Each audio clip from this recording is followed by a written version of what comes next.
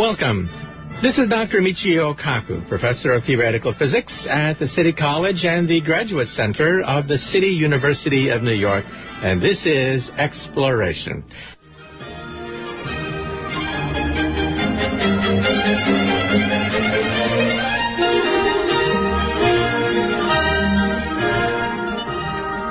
Now I'd like to introduce our special guest for today. He's Professor Callum Roberts. He's a professor at York University in England, and he's the author of a new but very disturbing book called The Unnatural History of the Sea. He contends that we are now entering the end game in the life of the oceans, that we have depleted the oceans of much of its sea life, that we have polluted the rest, and the fate of humanity itself hangs in the balance. And of course, we take the oceans for granted. We think that the oceans will always be there, that we can always harvest sea life from the oceans. However, he claims that we are now witnessing the end game in the history of the life-giving oceans. Okay, now let's get into the substance of your book, The Unnatural History of the Sea. Your book is rather unnatural, too, because instead of simply starting off with the oceans as they are today, you talk about the oceans and sea life as they once were, a world that we've never seen in modern times. So explain to us what were the oceans like for the ancient mariners? Well, it's hard to know from our experiences today what the oceans are like, because we've come to see the rather impoverished state of the seas as being natural. The scarcity of marine mammals, the lack of really big fish. And when I started reading old accounts of the seas from the 15th century or even earlier, I was amazed by the scenes of abundance that the authors painted of those times. And so I really wanted to try and build up as accurate a picture as I could of the seas of the past, using a whole range of different sources, from old manuscripts to archaeological research. And doing that, what I've tried to do is to breathe life again into the oceans of old, so that people of today's generations can see what past oceans were like before people started exploiting them intensively. Okay, you mentioned that 400 years ago in Monterey Bay, there were so many whales that sailors were stifled by the stench of whale breath. Okay, explain to us how it's possible we could have so many whales back in those days that whale breath was a problem. Well, whales were unbelievably abundant before we started to hunt them. And whale hunting really began in about the 18th century in a serious way, and in the waters of New England. And in the Arctic, the whale hunting really began in the 17th century. So it's been a very long time since oceans had their full complement of whales. So you have to go back quite far in time to find accounts like that of Monterey Bay. It just seems unbelievable to us today that the whales could be so abundant. But the first sailors to go into Monterey Bay found hundreds, if not thousands, of whales there, crowding into this rich place where the whales came to feed. And the whales came so close to the boats that people complained that they were throwing water on the decks when they blew. And not only that, but they were stifled by the cadaverous stench of their breath, as they put it. It is hard to imagine the abundance of whales, given how we have depleted the oceans of whale populations since then. There were sailors who first sailed into the Arctic in the 1600s who described the whales as being as common as if they were porpoises. And to put that in context, the waters that they were sailing from in Europe had really abundant porpoises. And an account from 1776 says that porpoises are so common in the waters around this country that they are noxious to seamen who sail in small boats, and that they darken the waters as they rise to take breath. And you also mentioned the cod and the haddock. Their schools of fish were so thick that if you dropped a weight, the weight would rest on the backs of these fish before slowly reaching the bottom. That's unimaginable today, right? It is, and so people have tended to dismiss these descriptions as being fanciful, but in fact there are many different descriptions written by people from all walks of life, of different purposes, different audiences, and they have a great deal of consistency. And one such account was from one of the early governors of Newfoundland, who said that the cod were often so thick in the water that you could hardly row a boat through them.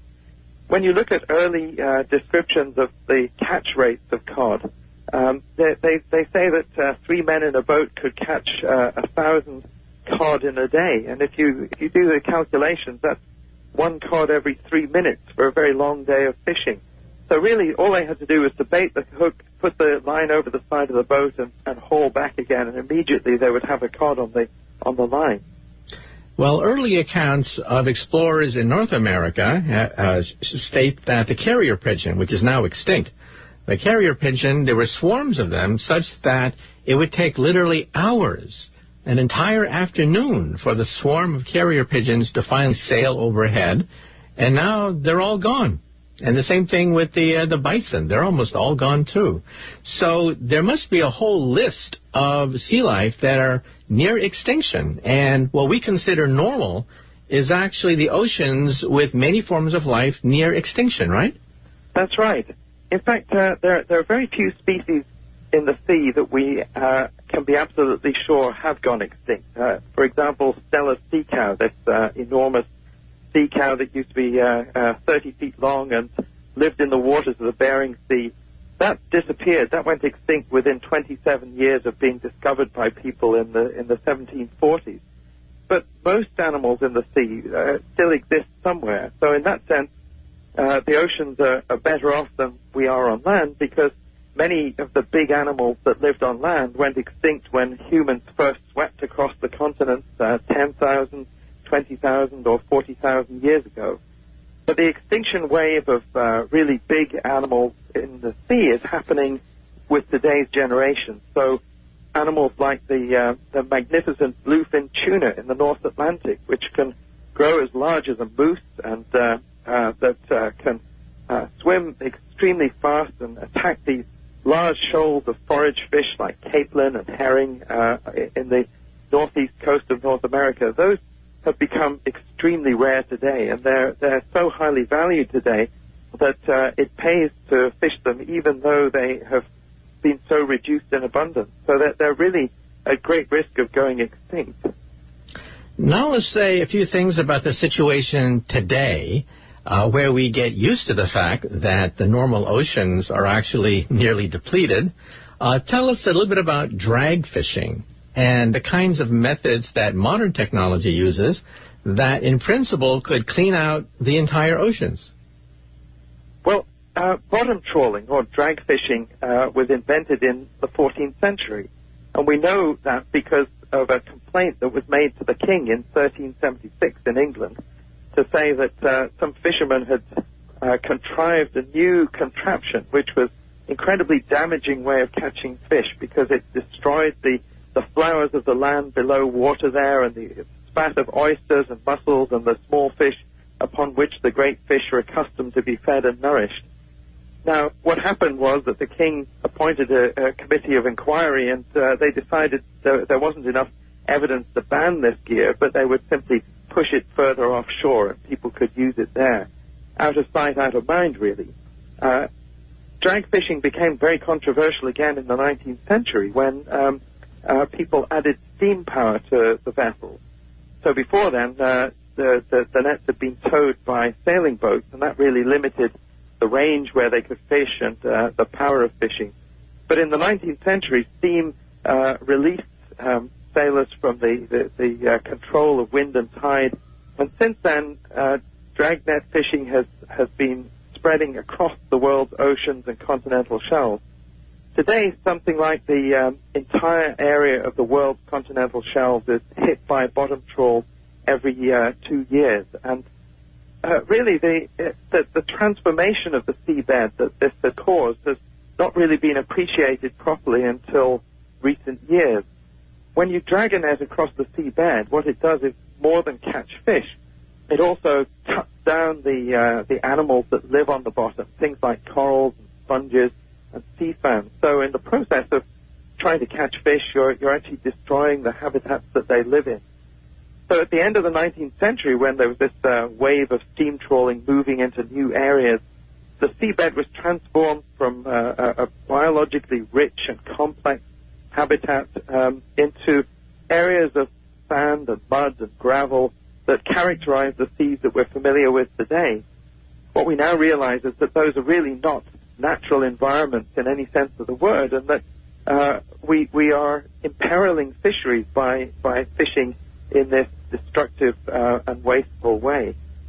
But the trouble is that today, fishing, all varieties of fishing really, are gaining a far more lethal edge with the application of modern high technology electronics and satellite positioning systems and side scan sonars which can map the seabed in incredible detail and reveal every wrinkle and canyon that were formerly unseen by fishers and perhaps acted as refuges for fish and areas where they could retreat to that would not be hit by fishing. Today, we fish virtually everywhere, and fishing gears reach to depths of 2, even 3,000 meters below the sea surface, and that cannot be sustained over the long term. The power we have to extract fish from the sea has greatly outstripped the capacity of fish to renew themselves and support the fisheries that we engage in. And also, what about the total amount of food that we extract from the oceans? We've had some environmentalists on this program stating that we are peaking. We are peaking with regards to how much protein we can extract from the oceans, and maybe we'll be going downhill from now on, even as the population rises. But what are your thoughts about food stocks? Well, the amount of fish that we extract from the ocean comes to about 85 million tons every year. And this is just about the global peak production that there has ever been. It's declined a little bit since the 1980s. There is enough fish in those catches to feed everybody on the planet. The World Health Organization's recommended 2 portions a week if the food were distributed properly, and also if we actually ate all the fish we catch directly. In fact, though, what we do is we use it very wastefully. Much of the fish that is caught is fed to chickens and hogs and to other fish that we raise in aquaculture facilities. And every time we feed this fish to something else, the conversion rate is not very good, so it may take 3-4 pounds of wild-caught fish to produce 1 pound of farmed salmon, for example. So really, because we're using fish in this way, there isn't enough for everyone in the world to have their recommended portions as judged by the World Health Organization. So really looking forward into the future, there's very little likelihood that fisheries will be able to supply enough protein to support the growing world population for very much longer. Certainly we have to reform the way in which we go about fishing if we're going to see world fish supplies sustained rather than continuing on the downward trajectory that they appear to have started on from the 1980s. Now, what we need to do is to alter the whole relationship between people and the ocean. We need to restore the refuges that used to exist in the ocean, where fish could remain unmolested by fisheries and could reproduce undisturbed. Today, because virtually everywhere in the oceans is fished, and because we catch virtually every edible and commercially valuable species in the ocean, the only refuges that will exist from fishing will be the ones that we create deliberately. And in my view, what we need to do is to create a global network of marine reserves that is off limits to all exploitation, so helping to restore the refuges that are so important for species in order for them to persist. If we had a network of marine reserves, we could prevent species from going extinct that are currently in steep decline, and we could also rebuild the productivity of fisheries that has been lost in the past due to overexploitation. Okay, well, we'll get more into that in a second. But let me ask you about fish farms. Some people say that as fishes go extinct in the ocean, we'll have to rely more and more upon farming them on land. Other people point out the enormous pollution that goes on these fish farms with PCB and other chemicals. But what are your thoughts about fish farms? Well, aquaculture or fish farming is often thought of as a solution to the problems of overfishing. But because most of the species that we raise in farms, things like salmon and groupers, are carnivores, they're predators, what we do is we catch a lot of wild fish to feed to the captive animals. And because of the loss of food as the animals respire and grow, then we're actually not getting as much fish out of the farmed animals as we feed them in the first place. So it's a very poor way of using scarce resources from the ocean. The other problems, though, are just numerous from aquaculture. When you feed these animals in sheltered coastal embayments, for example, a lot of the food is wasted, and it just ends up polluting the sea. Penned animals also tend to transmit diseases to wild fish populations, causing them even greater trouble. And aquaculture facilities also have problems with introducing alien species into new parts of the world where they can spread and become problematic. So aquaculture at the moment is really not practiced in a very good way. There are ways that you could use aquaculture to help solve the world's fishery crisis. By raising animals that feed from lower in the food chain, things like carp, which are raised a great deal in aquaculture facilities in China, and also tilapia, for example. These are animals that we don't have to feed wild-caught fish to. We can feed them with vegetation, and they will grow successfully in that way. Also, we can raise things like mussels and oysters very successfully, and that has very little environmental impact because you don't need to feed them artificially. They get their food from the water that runs across them. And they also can help with even dealing with some of the coastal water quality problems because they filter the water and they extract organic material from it. And so they do us a favor in that way. Okay, well, we've talked about overfishing. Now let's talk about pollution. Some people are concerned that the coral reefs are being bleached. And some people think that it's global warming that is bleaching and killing off the coral reefs. What are your thoughts? Coral reefs are just the most spectacular of marine ecosystems and environments. They throng with hundreds of species of fish. They're these beautiful gardens of corals. But in the last 2 or 3 decades, the condition of coral reefs worldwide has really declined enormously, and it's a great worry. Part of the reason is bleaching, which happens because of raised water temperatures, and you get these mass die-offs of corals, and they all go white before they die, and that seems to be linked to global warming.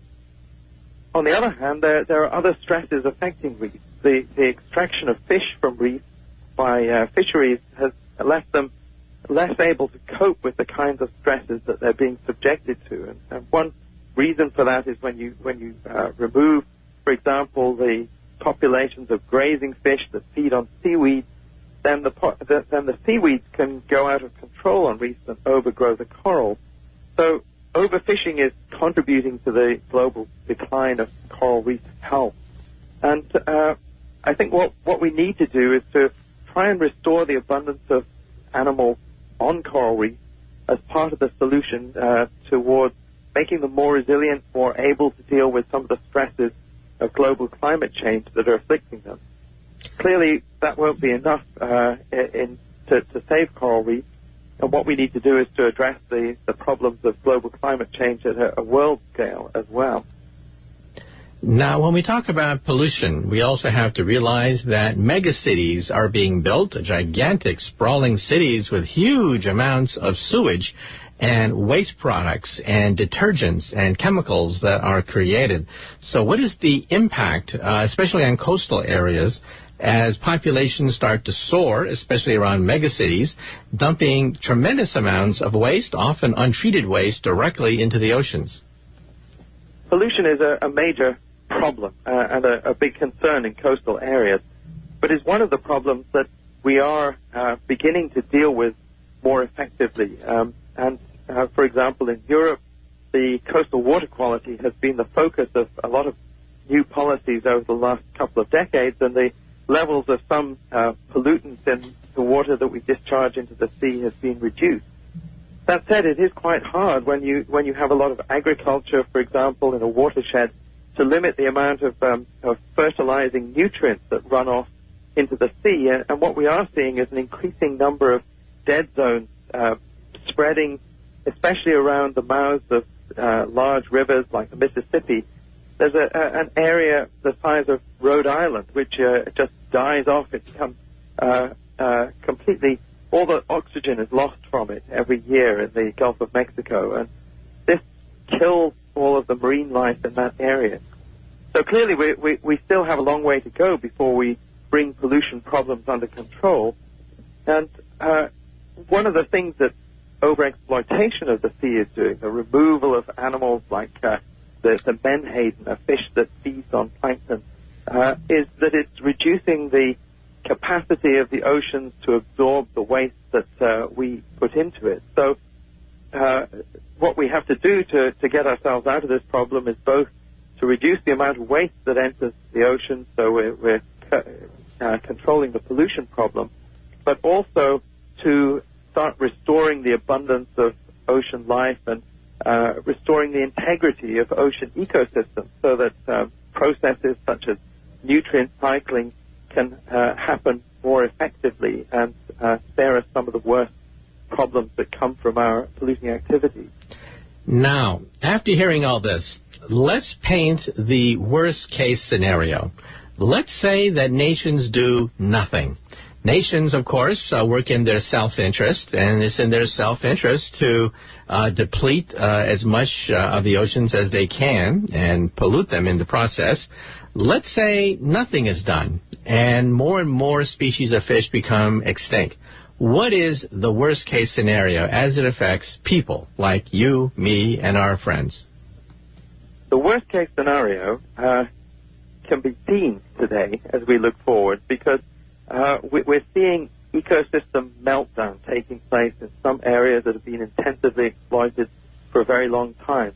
Off the west coast of Scotland, in the Firth of Clyde, for example, in the late 1990s, virtually all of the major fish species that have been caught there and supported fisheries for well over 100 years have disappeared, and the catches have gone down to zero. What we have now is mud and prawns and a few sea scallops that are being exploited today, but the ecosystem itself has been degraded to a highly simplified state. Scientists looking forward suggest that if we don't change the way that we exploit the oceans, then all of the species that we value today will have collapsed by the year 2050. If that happens, then really our options for feeding humanity will be very limited, and society had better develop a taste for jellyfish and other kinds of plankton, because that really is virtually all that's going to be left.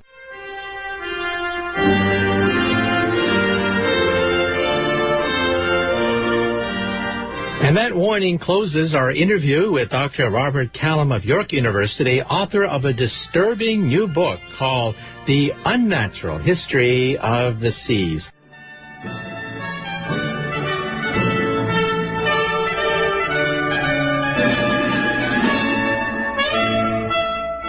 Welcome. Once again, this is Dr. Michio Kaku, Professor of Theoretical Physics at the City College and the Graduate Center of the City University of New York, and this is the second half of Exploration.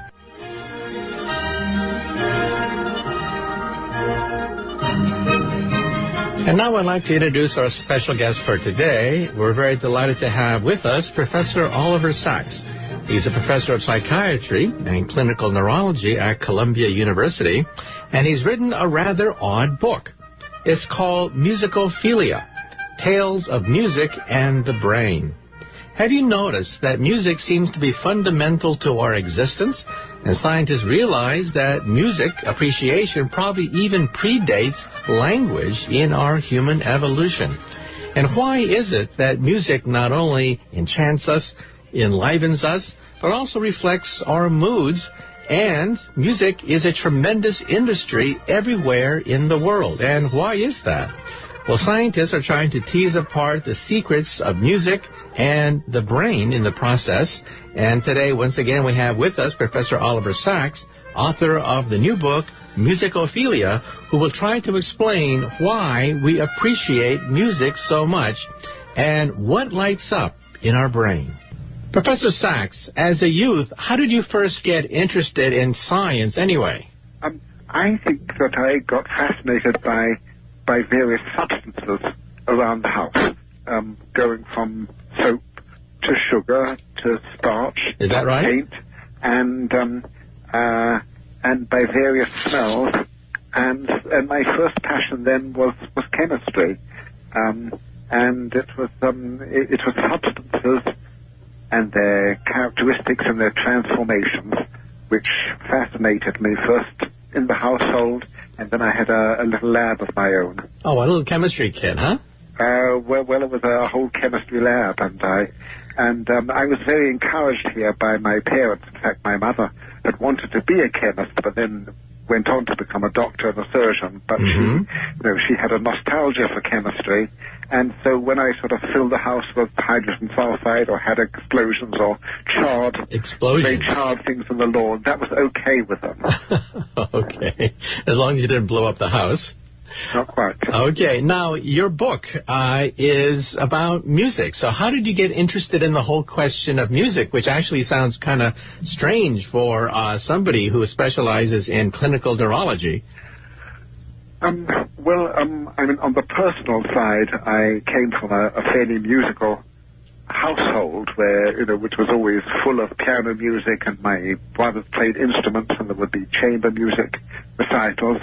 But as a clinical neurologist, for me, the crucial incident was really more than 40 years ago when I went to a little hospital in New York, and there were dozens of patients who had had the sleepy sickness, the encephalitis lethargica, and they were profoundly Parkinsonian and frozen, transfixed, really unable to initiate any movement or speech. And at that time, medicine couldn't touch them, but music could. And if music was played, they would suddenly be animated, be able to walk, to talk, to think. They would become alive. And although it was a very sudden on-off effect, and they would stop almost in mid-movement when the music stopped. But in Parkinson's, part of the brain is knocked out, which is necessary for the flow of movement and thought, and they really needed an external substitute for that part of the brain, and I think this is what music provided.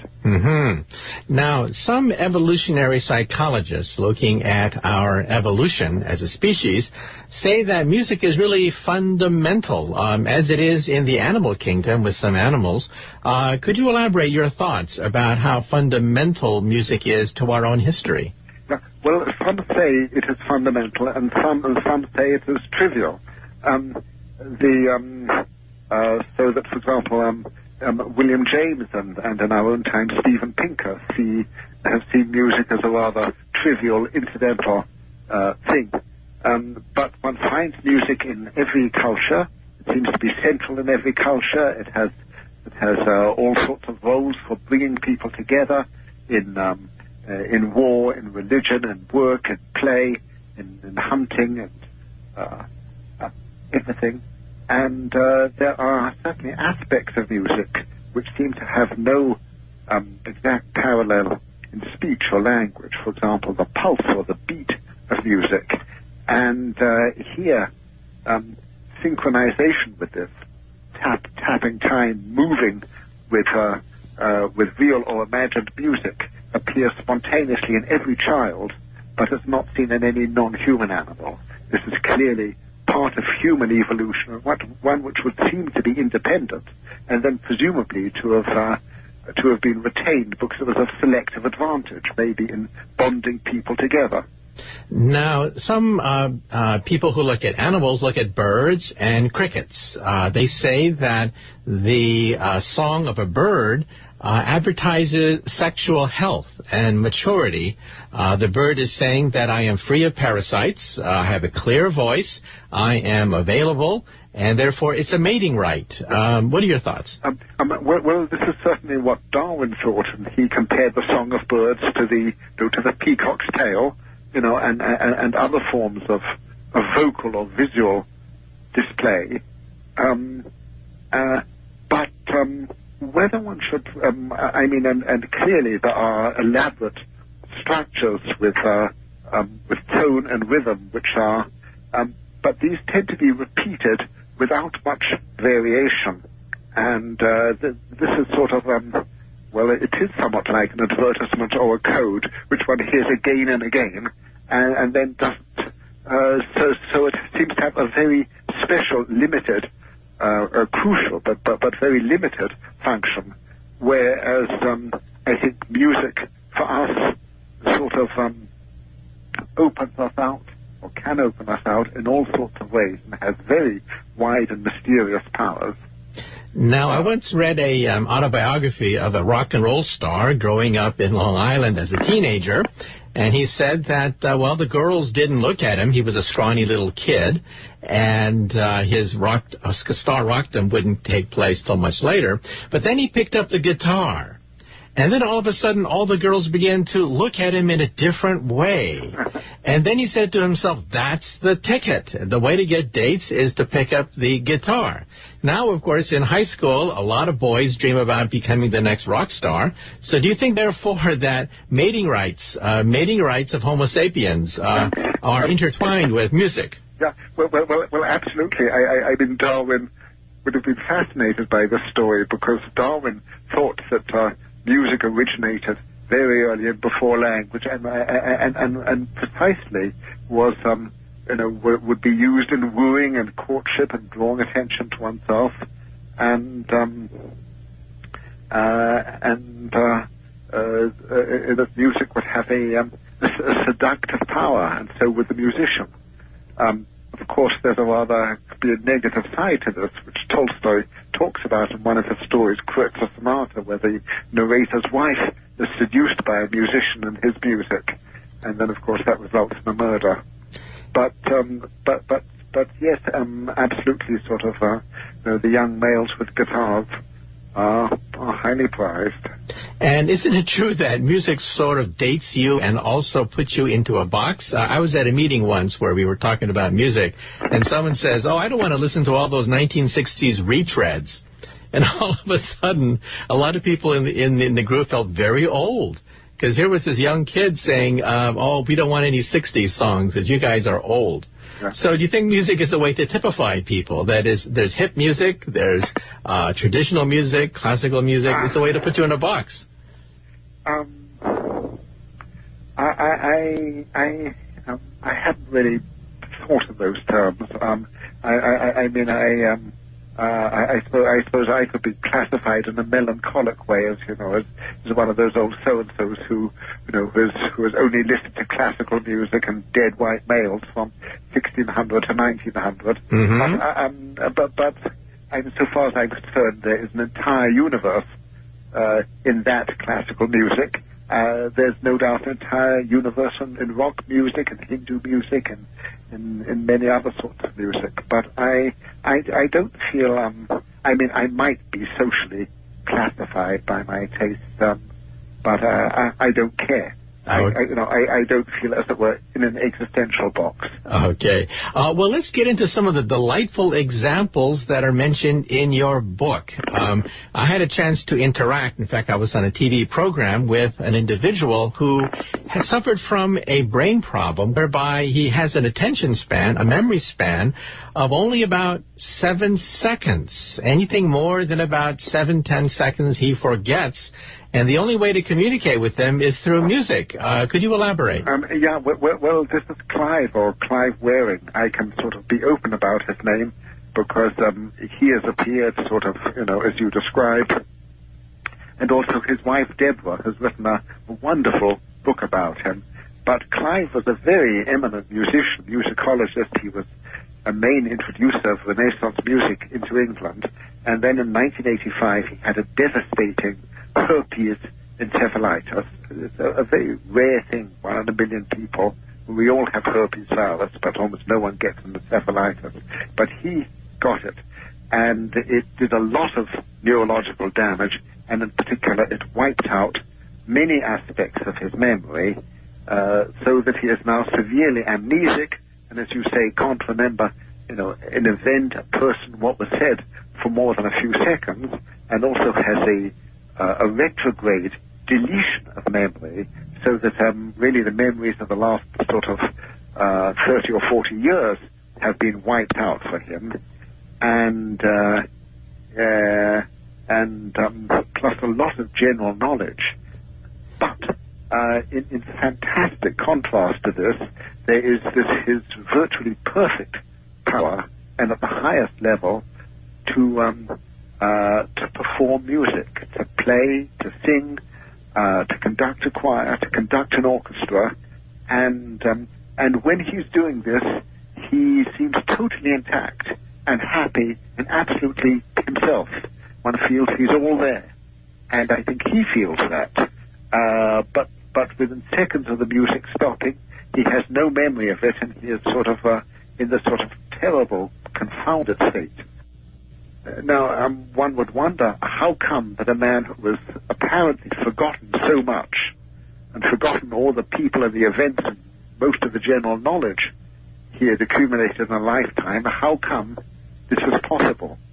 And are other things possible? One would say yes, he can walk around, he can dress rather elegantly, he can conduct a conversation, he is verbally fluent, and he has these skills, and these skills of music making, the how of music, it seems all of the procedures are preserved in him, because procedural memory, as psychologists call it, probably has a quite different basis from event memory or knowledge memory, and the ability to perform activities depends on lower parts of the brain and below the cerebral cortex, basal ganglia and the cerebellum, and these are not affected by the sort of encephalitis he had. They're quite different from the memory systems, which involve a part of the brain called the hippocampus. That's wiped out in Clive, but the lower parts of the brain are all intact, and these provide him with the action patterns for walking and talking and making music, and which he then invests with his intelligence and sensibility, which is perfectly intact. Okay. And so in a way, his great skill is preserved for him by lower parts of the brain. Okay, and this can happen with other things. I recently saw an actor, a very eminent actor, who was also amnesic, but who is still able to give stunning performances at a professional level, and to remember entire sort of Shakespeare plays and his acting repertoire. Okay. So that's what goes on with Clive. Anyway, in the program that I saw with Clyde, it was sort of like he was wrapped up with Groundhog Day. Remember that movie with Bill Murray where he's fated to repeat the same day over and over and over again? Because when you walk into the room, he's delighted to see you, but then after 10 seconds or so, he forgets who you are, and he's delighted to see you again, and he repeats the same thing over and over because he has no memory of meeting you in the first place. And yet he's able to play these beautiful piano pieces, as you mentioned, which is quite remarkable. Music is really definitely a different part of the brain than we normally associate with short-term memory. Also, tell us a little bit about the children with Williams syndrome. What is Williams syndrome? And describe these group of children that you mentioned in your book.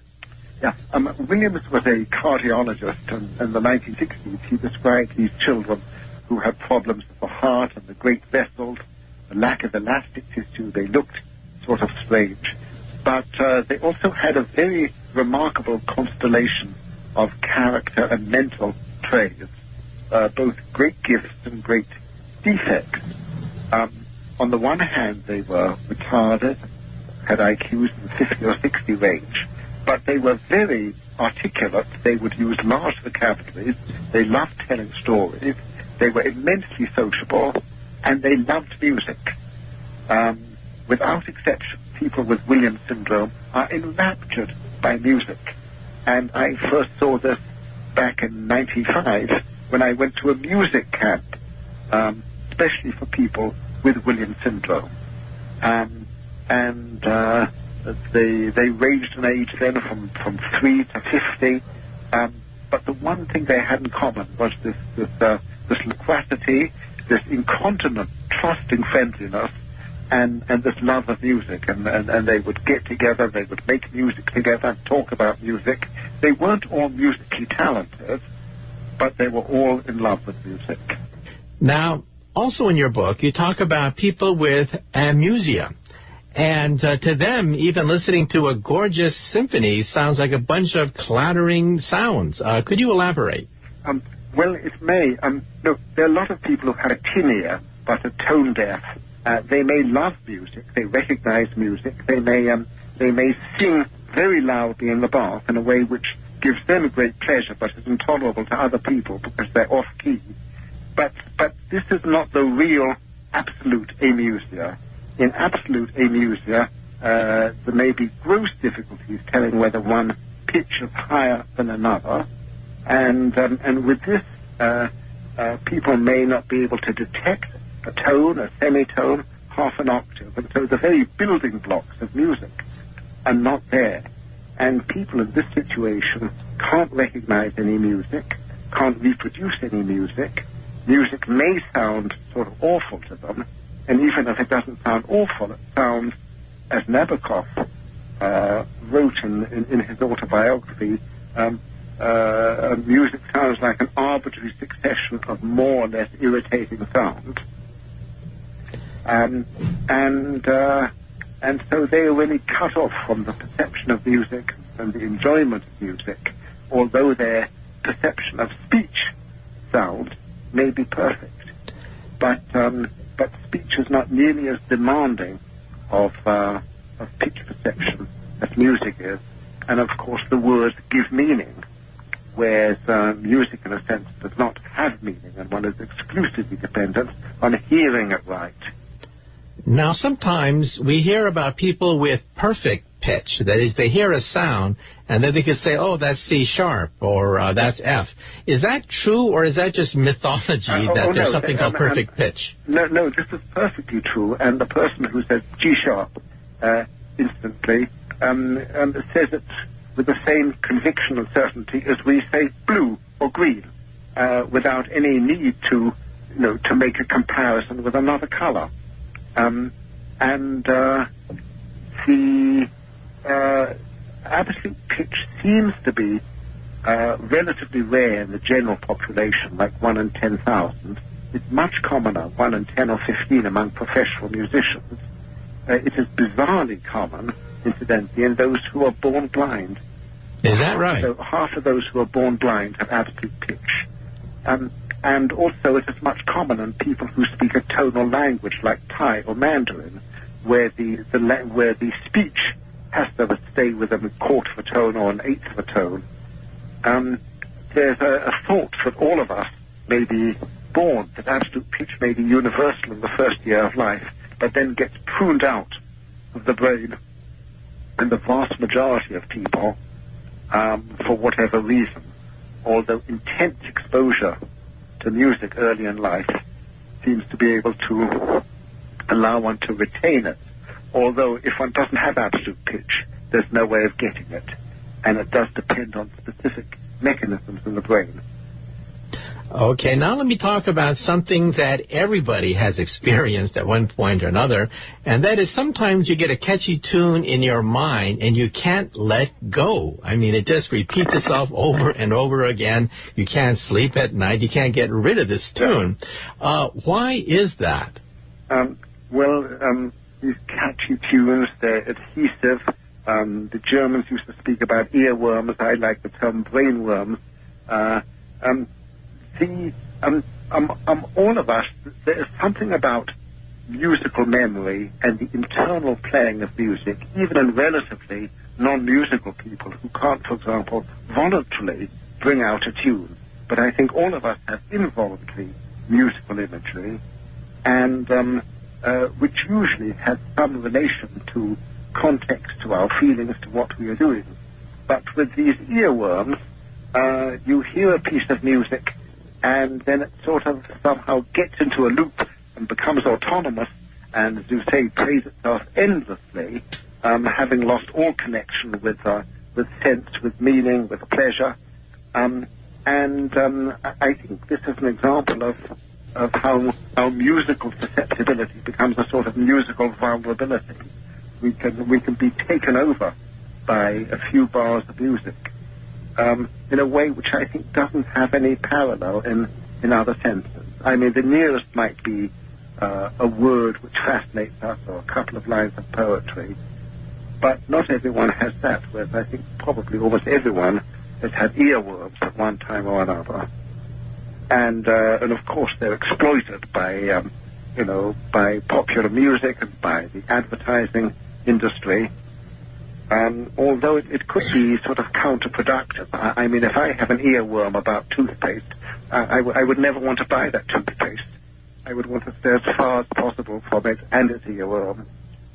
Now, let me ask you a question that is not exactly addressed in your book, but it's a multi-billion-dollar industry to write catchy tunes that hit #1 on the pop charts.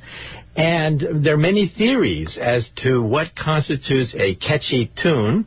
But in your research, have you ever came across any way in which to figure out what makes a tune catchy so that millions of people spend hundreds of millions of dollars getting that piece of music and playing it at home and humming it in the shower? And, of course, composers and as well as pop stars would love to get their hands on such a formula. What are your thoughts? Yeah. Well, certainly I think sort of Beethoven and Tchaikovsky would not be entirely sad that some of their music is in our repertoire, and, as it were, in the top 10, a century or a century and a half later. There's been a lot of research on what sort of music tends to get round and round like that. I'm not really well up in this. It seems to be partly sort of associations and emotional associations, but also there may be certain musical intervals and rhythms which somehow hook the mind. But then, but an earworm is also like what Dawkins would call a meme, M-E-M-E, or sort of an infectious cultural agent. And once something becomes popular, people talk about it, and then it spreads and spreads, and we're like sheep here, and sort of I think by a sort of mechanical business, like an infection, certain tunes spread, and then they can be dropped again. But a famous earworm, if you want, a famous song which everyone loved 40 years ago was White Christmas, Bing Crosby's White Christmas. Now probably most younger people don't know it and would also find it unintelligible. It's not their thing. But it was our thing, or one thing, sort of 40 years ago. Well, I guess they could date you then, right? Yeah. Well, I'm afraid that's it for Exploration. Good day.